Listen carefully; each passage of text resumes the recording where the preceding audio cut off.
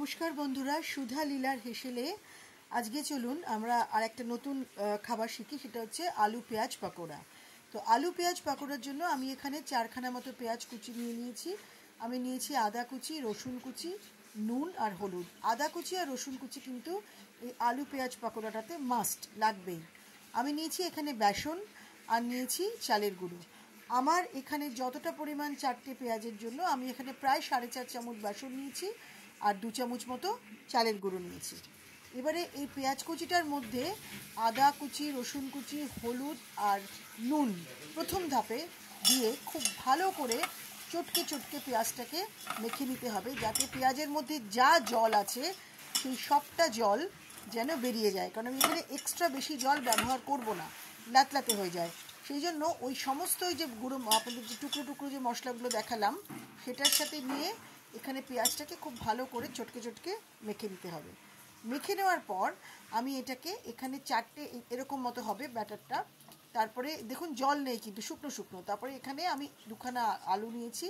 দুটো আলুকে আমি হাত দিয়ে এরকম একটুখানি থেতো করে নেবো, কিন্তু একদম মিশিয়ে নেবো না, মোটামুটি চটকে চটকে যতটা হয়। তারপর ওই পেঁয়াজের যে মিশ্রণটা তার সাথে আলুটাকে চটকে মেখে নেবো। আর এবারে একটু আমি ভাজা মশলা দিলাম। ভাজা মশলা মানে শুকনো লঙ্কা, গোটা জিরে আর ধনে, এই কটা শুকনো খোলায় ভিজিয়ে নিয়ে আমি মেখে নিয়ে এবার আলুগুলোকে এরমভাবে পেঁয়াজের সাথে নিয়ে চারটা চারটা করে নিতে হবে। এরকম পুরোটা এরকম হাতের মধ্যে এরকম গোল করবেন প্রথমে, যেরকমভাবে আমি দেখাচ্ছি। দেখানোর পর তারপরে এরকমই একটা বুড়ো আঙুল দিয়ে দিয়ে এরকমভাবে চ্যাপটা চ্যাপটা করে একটুখানি গোলাকৃতি আকার দেবেন।